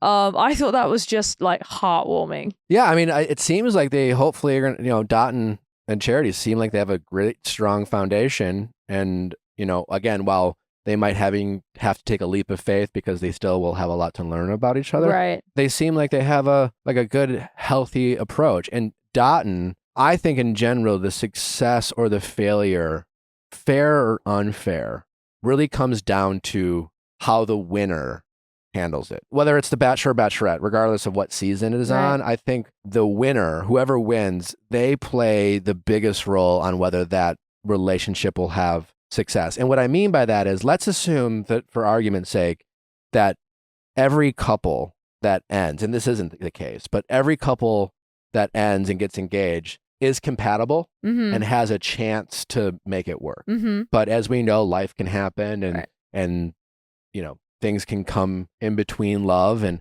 maybe there was a lot of love there, but shit happened and you weren't able to work through it. That's not the case. Usually you find out that you weren't compatible. Right. Well, we have some interest that maybe we're just two different people. But Yeah. let's just say, for argument's sake, there is a lot of compatibility. It's so hard for the winner to be okay with things that they're not supposed to be okay with. The Bachelorette or the Bachelor, the show itself, is that thing where, and again, you kind of have this kind of gaslit mentality where you're on men tell all or women tell all, being like, hey man, like everyone, like one of the guys on the tell all was just like, we see Charity making out with all the dudes, so like you shouldn't let it bother you. And it's like, when you say that out loud, it sounds fucking insane, as if Yeah. like Braden's not supposed to like have a hard time with a woman he's developing feelings with, making out with a bunch of other guys, but because she's making out with multiple guys, that's supposed to make it easier? Like what? And what fucking Right. planet? Right. Right? But because none of these guys don't actually have a connection with Charity and they're kind of off the show or they're in that bubble, it's easier to say. But the winner when the show's over, they're in the real world. Right. They're trying to make a real relationship work in the real world where they're no longer sharing the lead. They're no longer going on group dates. They no longer go on a one-on-one date and have to be okay with the next day that same person going out with someone else. They're trying to start a real relationship. But then they have to watch it back and they have to like watch all the time, whether real or not, or whether played up or not. that like I imagine, assuming Dotun and Charity are together, I would imagine if they watch it as a couple together, it's going to be very difficult to watch back her interaction with Xavier. Just how much she Totally. seemingly cared about whether he did cheat or not. Like, right. or just playing it up, like Xavier still having feelings for Charity and asking about it as if like they're, like Jesse, and he's just doing his job, but teasing the possibility. Is there still feelings there? Is there still an unspoken connection? And every time the winner has to like experience stuff like that, not to mention that every season people pick teams, right? We all pick teams. I'm Right. Team Xavier. I'm Team Joey. I'm Team Dotun. I'm Team whatever the fuck. And it doesn't matter if like 60 or 70% of Bachelor Nation is Team Dotun. Mhm. To your point, you only hear the negative. Right. So Dotun's going to hear about how like people will make videos. I'm sure there's out there videos of Joey and Charity's love story, because some super fan who identified that Joey was their favorite and loved Joey and maybe Charity's perceived relationship with Joey remind them of their past relationship with someone else or someone they have a crush in,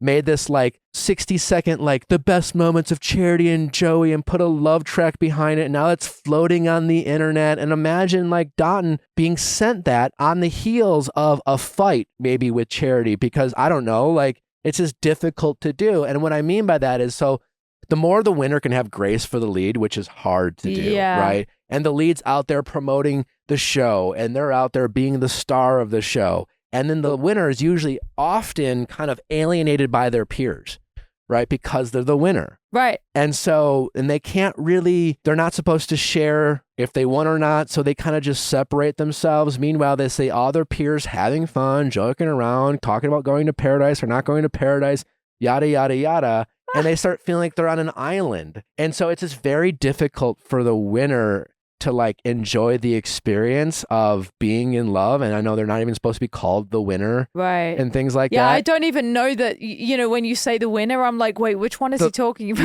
Yeah. So whoever wins. And so like, it's such a hard position to be in to win, Right. because you're just really put on an island and you're supposed to be, and then you're asked to be okay with so many things that you would normally not be okay with while your relationship is starting. Yeah. And so you really have to be level-headed. You have to let things roll off your sleeve. You're asked to be okay with things that you quite honestly shouldn't be okay with. Like, you have to really be the bigger person. And quite honestly, Dotun seems like the type of guy who might be capable of doing all these things that is required of the quote-unquote winner to like get over this hurdle, because the next 6 months are so hard for whatever couple Right. ends up being together. Do you think that The Bachelor gets couples therapy for the lead and the person that won? If they do, it's not something they would normally do.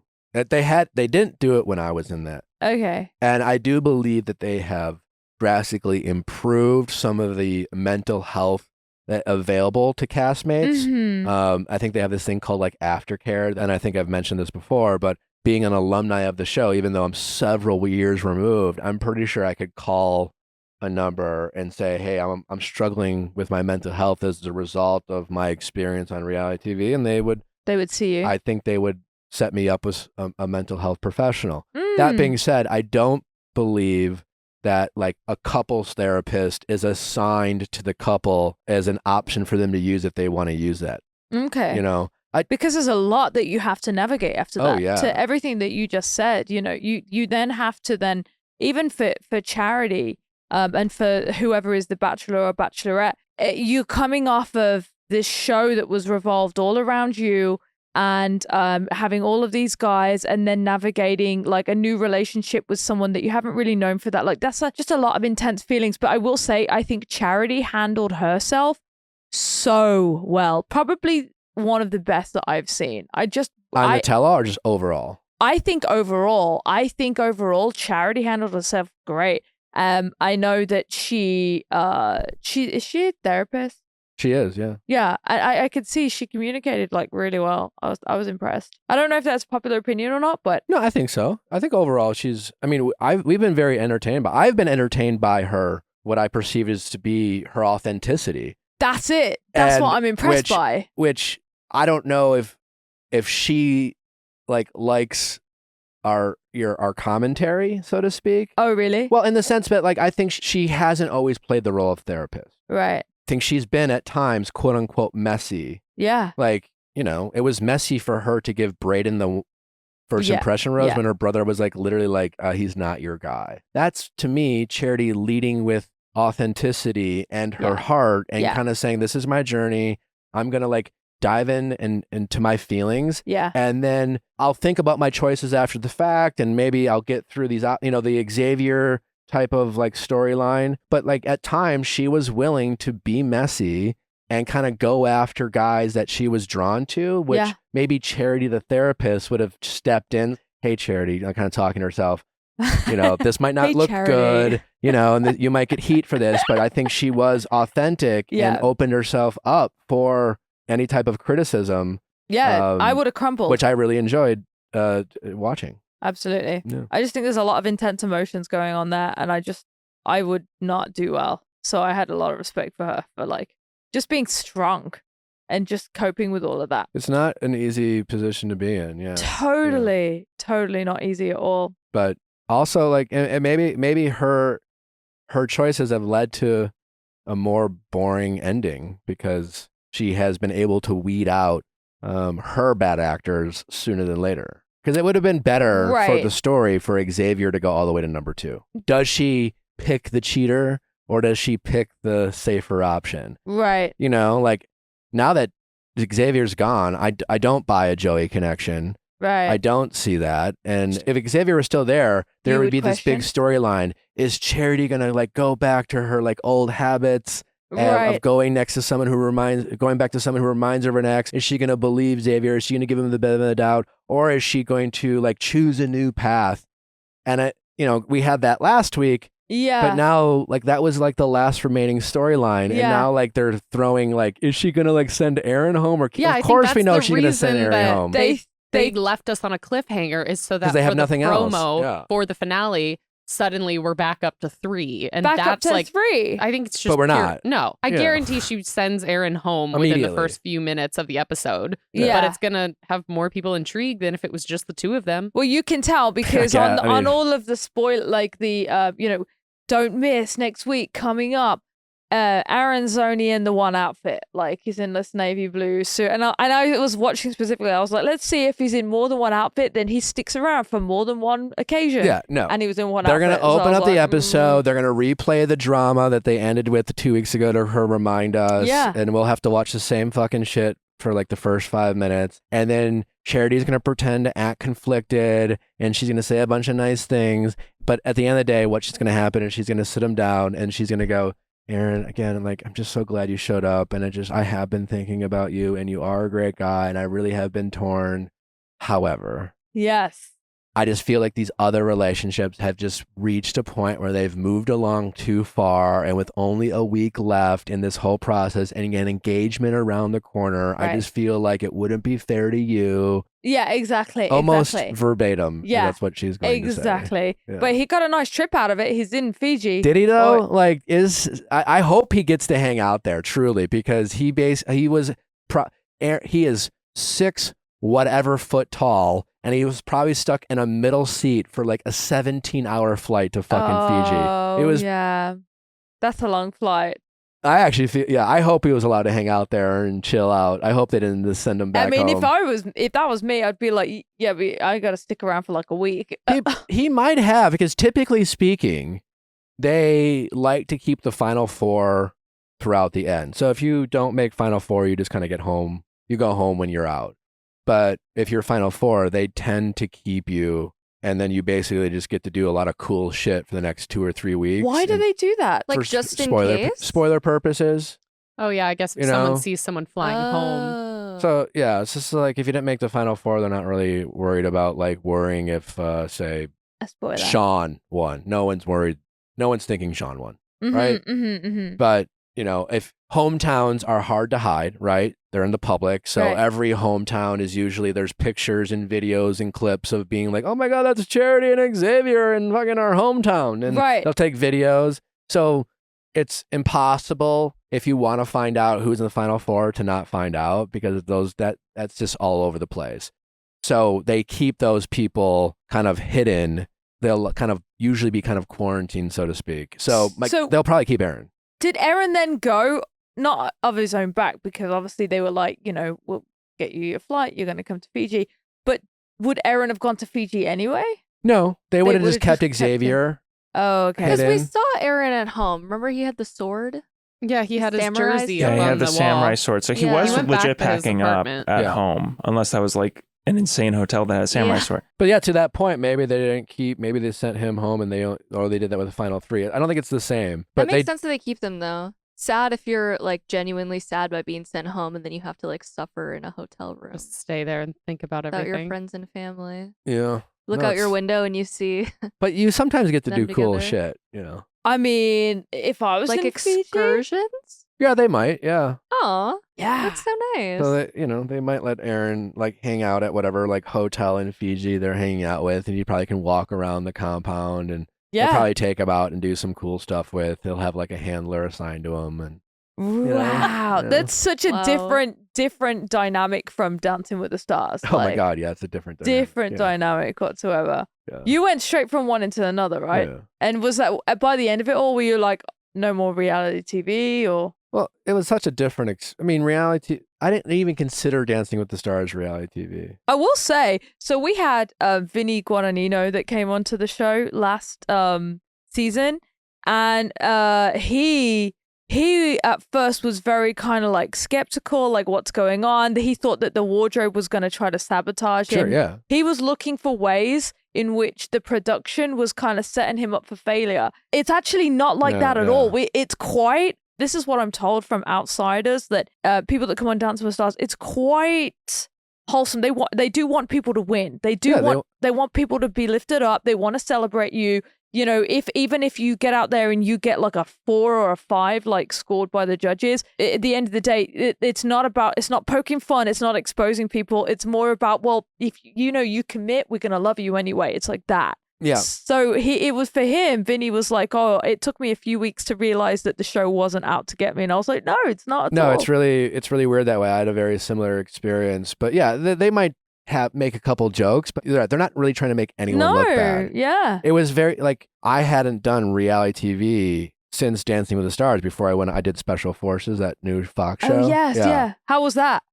Well, it was incredible and in the most insane way. It was insane. It was like I can't talk about too much. Adrenaline stuff, right? It was outrageous in Wow. the most outrageous way. But I get to your, you asked me if, why I even chose to go on it. Like when I did Dancing with the Stars, I felt like this was the first show I have a chance to do where I have a chance to like be proud of the experience, Yes. Yeah. And it wasn't until Special Forces came around where my reason for going was, I don't know how this is going to go. I don't know what it's going to be like, but I have a chance Yeah. to be proud of this experience. Yes. Like I have an opportunity to do something and challenge myself and work towards something that I would otherwise not have a chance to do. Right. And I have a chance to see what I could do, and I'll always remember that experience. And Dancing with the Stars off that experience, and this is the same with kind of Special Forces, unlike these other shows like Jersey Shore or Vanderpump or Bachelor, where it's like, it's certainly an opportunity, and certainly I'm grateful for everything I've done, but I've never been proud of that experience. Right. It's not something I wear as a badge of honor. Right. No, I I understand. don't regret it, but like Dancing with the Stars, in some ways, I had a sense of pride. And with Special Absolutely. Forces, I did like have some moments where like I thought to myself, I'm proud that I even tried. Yeah, I'm exactly. proud that I did that. And so it's rare that those opportunities in reality TV come along. But yeah, Dancing with the Stars it's like comical just how different that It is. experience is Yeah. between. Yeah, because the producers aren't trying to. The drama of Dancing with the Stars Yeah. is already there. It's the dancing. The Yeah. dancing is the potential drama. Like, can they do it? Can they not do it? Same Right. with like Special Forces. The drama was putting like 14 public figures in the most insane atmosphere and seeing if they could survive it. Right. Like they didn't have to do anything to create more drama. It just naturally it's that. happens. It's already Totally. there with what the show is. And so that was kind of refreshing and made it way more enjoyable. Yeah. Although like I can't say I enjoyed the experience in Special Forces. Well, I've seen those. I've seen those trailers. I actually haven't seen an episode, but I've seen what they do on there. I couldn't do it. I could not do it. You know, I saw one thing where somebody drove a car into water and they get in submerged and you have to like get out. Well, yeah, I don't know if I'm cut out for that. I know there's training and all. I bet you could. I didn't train for it. I can't. I would not bungee jump. There's no bungee jumping. There's no. Okay, great. Well, bungee jumping is more of an adrenaline sport. So the things they do in special forces are actual. Like they're not just like making shit up and calling it like this is what we do in the military. They are actually. It's an actual simulation of like special forces training. So the things that they have you do like there's a lot of height stuff. I'm just saying, like bungee jumping, there's no practical like used to that. Because you're not going to bungee jump on a mission. Correct. There's a lot of things you're doing with heights, but it's not actual bungee jumping. Like, is it more is it airplane stuff or? No, it's a lot of rappelling and going down. There's a ton of heights. And I can't do that. There's just actually no bungee jumping. I can't. But everything they're doing is an actual application to real military training. Okay, yeah. I don't know. I mean, I'd give it a go, but like the submerging under the water and doing all that, and then if there was any way like falling, you know, that's a lot of fear for me. Well, the whole show is about overcoming. Yeah. Well, I'm all right in my box. Okay. I'm okay. I don't. It's not even worth doing predictions. Dotun obviously is going to win. The big question, all we have left to find out, is like where are they now, kind of thing. And we won't find out anything from the finale because even if they are happy, we won't find out if they're not. Like it's like crazy. Really, is that what it is? Like they won't ever really say. What about that? What about Peter Weber's one? Well, that was different. Unique and different. But even like when Vanessa and I came out in AFR, we were both criticized and applauded at the same time for we're kind of like, yeah, it's been hard. We kind of acknowledge that. I think some people were surprised by that. I've heard so many stories of couples like screaming and arguing at each other between like going from Jimmy Kimmel to AFR. Yeah. And just like, it's just such a difficult situation to be in that I would say most couples go into AFR not in a good spot. And it's mostly fighting and not getting along. It's just because it's such a shitty situation to try to navigate. Yeah, well, they just watched the entire season together for the first time, probably. Yeah. And it's a lot of like, you're a week off of like talking about fantasy suites and what happened during overnights and like saying I love. Charity told 3 people she loved them. Yeah. Yeah, it's a lot to deal with. Hard if it's Dotun to just be like, yeah, no, it was just a show. And and Charity, she's going to have to tell Dotun at some point, listen, there were things I had to do that I really wouldn't have wanted to do. And it's going to sound like a cop-out to Dotun. And it's just a tough situation to navigate. Right. So few couples are going into AFR actually happy. Yeah, I can imagine. Like, it is not how you want to start a relationship. No, not at all. Yeah. And I think that there's a lot of journeying that you would need to do as a person to be able to deal with that.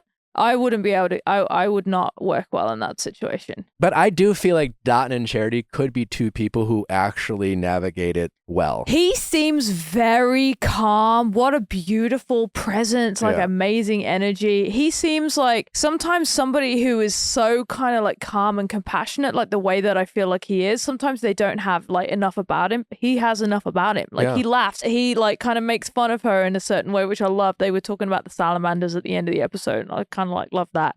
I loved his family. Like he's definitely got, I'm such a big fan of his, but he also seems to be really mature and can separate things. But I guess I don't know him. I just see him. We don't. We're guessing, but he does come across as someone who is able to prioritize more meaningful things and able to recognize things that might be triggering for him, but ultimately decide, is this really important for me to care about? Like, which is obviously comes from a place of maturity. He does come across as extremely mature, and that's the characteristic of the quote unquote winners that is needed. The ability to say, okay, yeah, that's annoying, but does it really matter? Does it really matter? Do I really care?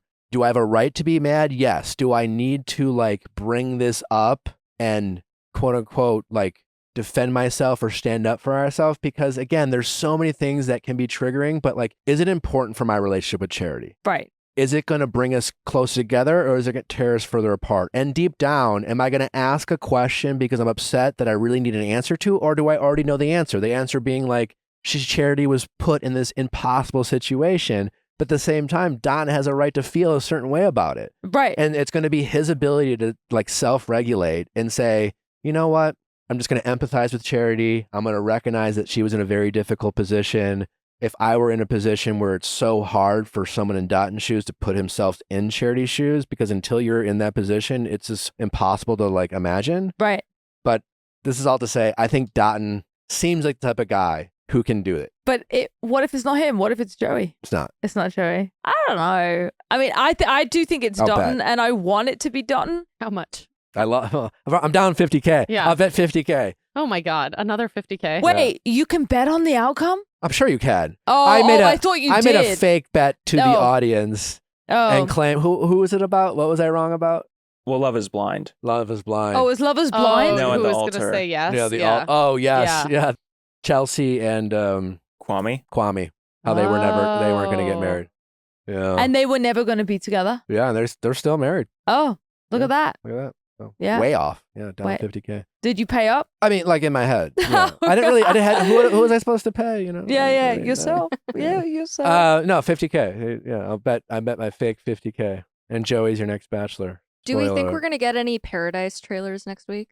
Well, we know Braden's Oh there. yeah. We got a Oh little yeah. There's tease. no way as a production they're not going to post that. Also, we didn't speak about Gary, but we can get there if you want. Yeah, But let's get there. just Let's wrap up with Gary. Gary, I was blown away because we saw that trailer at the Men Tell All about him losing his wife, his first wife. I think her name was Vicky. And I was in tears. I've never Me been in tears too. watching a Bachelor I have. trailer. Sadly, What, the very first, like, hey, my name I is. cry really easily. Oh, I was- I love that about you. I cry during things that are happy make me cry. Me too. Me too. Not sad moments. It's happy moments. And not that this was a happy moment, but the way Gary spoke about his love was happy. It was beautiful. And those are for me tearjerkers. I think- was so shocked that this man was talking in the way that he was, and that he also is now ready to find a new type of love for the rest of his life. That to me was like, there's no way I'm not rooting for him. There's no way I'm not going to watch. I just loved the guy. I thought he was just amazing. So we haven't had any spoilers on the women that they're going to have for the Golden Bachelor, right? Well, they're still filming. Other than potentially, Matt James, who was the Oh, yeah. Bachelor. Yeah. There have been questions of if Matt James's mom was going to go on the show, and Okay. Matt and Rachel Kirkconnell have done some interviews of like, I don't know if she's on it, but it would be great if she is. Like, and so I was like, I feel like how do you not know? I don't know Gary's type, but Matt's mom and Gary, do we have a picture of those two? I feel like they. Patty James? Oh, Our is that good her friend name? Patty? How old is Patty? I could see that. They both Yeah, both I tall. totally. Yeah. You know, This is guys. I could I not think be more she's excited for this. 67. I she's couldn't- 6. Or What? 68. 67 Oh, or I thought you said 68. she's 6'7". I'm like, no, she's not. Yeah. Yeah. Yeah, let's go. I think her and Gary for sure. Let's go, Patty James. Patty James. She's look gonna at- She turn loves up. a good glass of wine. Yeah. She looks happy. She looks like she's in a restaurant or potentially on a cruise right there.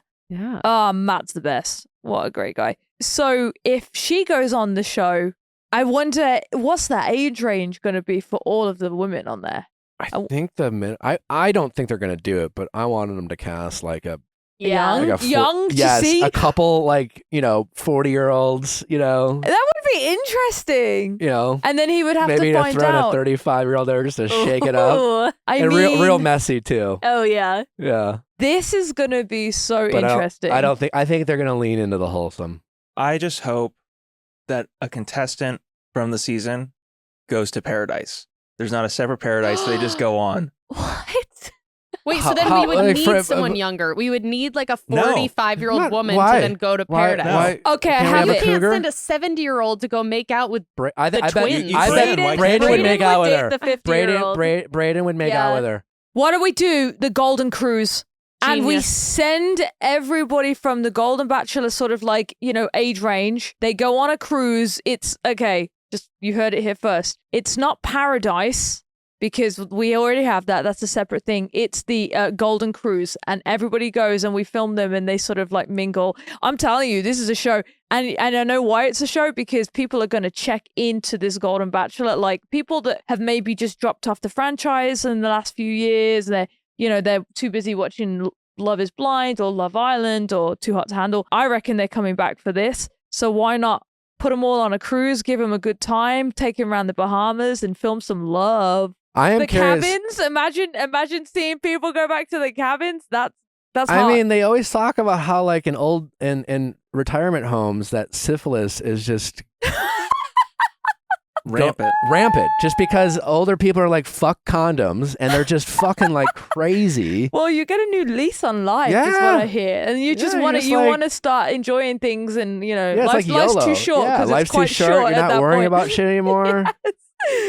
I'm interested to see that what does love as a journey look like for a 71-year-old versus like a 25-year-old or 30-year-old or something like that. You know what I mean? Like he's gonna be different in the questions. He was different when Jesse was asking things of him. He just kind of like knew himself, and he seemed to be completely all there and everything. It's going to be such an interesting dynamic when it's like meet the family, because we're so used to seeing people's family, like parents and grandparents and aunts and uncles, and now it's going to be like, oh, here are my daughters and my granddaughters. Yeah, that'll be interesting. Wow. Too. Yeah, the reverse. Yeah, the reverse. Yeah.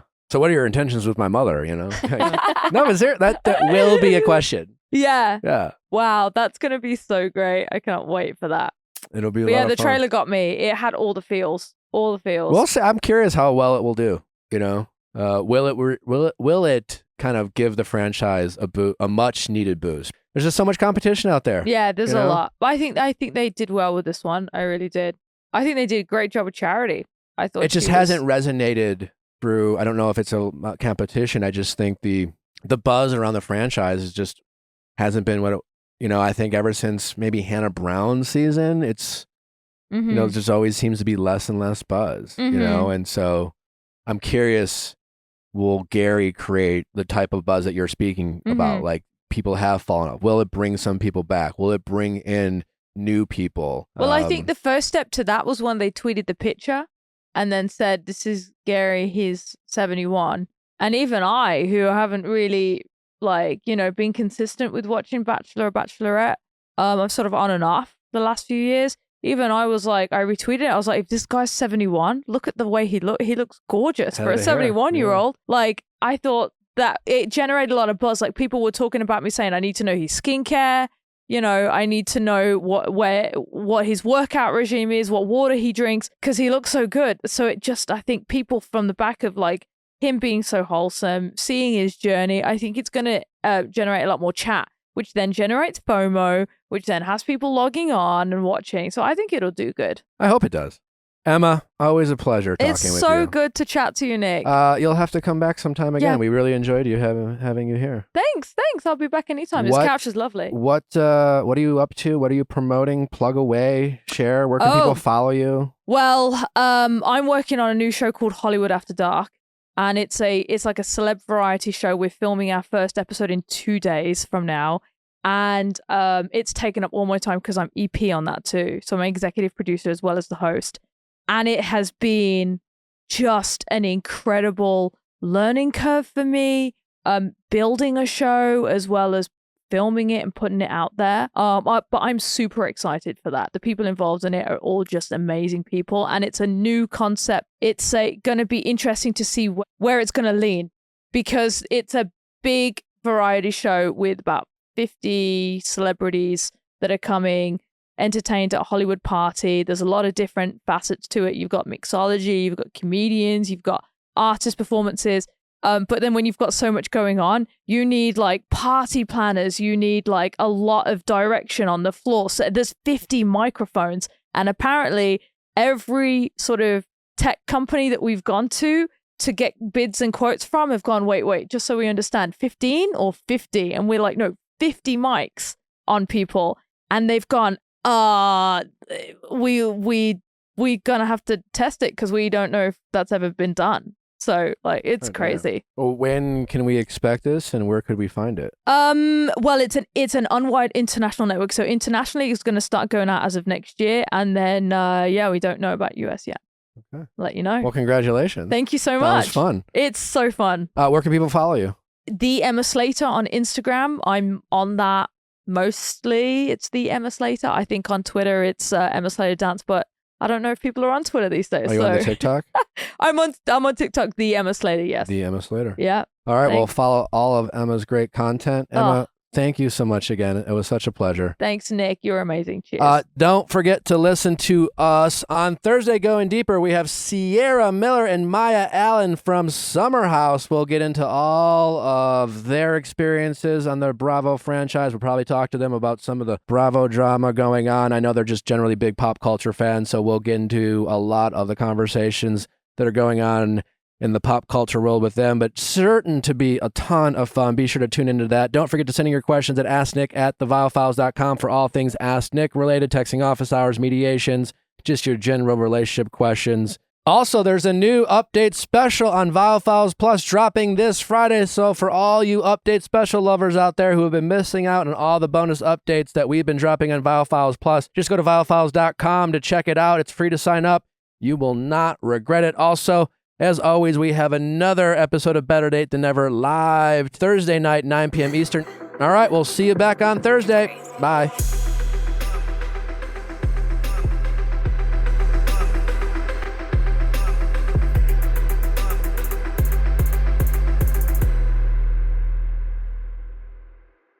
Hey guys, if you loved what you listened to, make sure you hit that subscribe button below. Thanks for listening. We'll see you next time.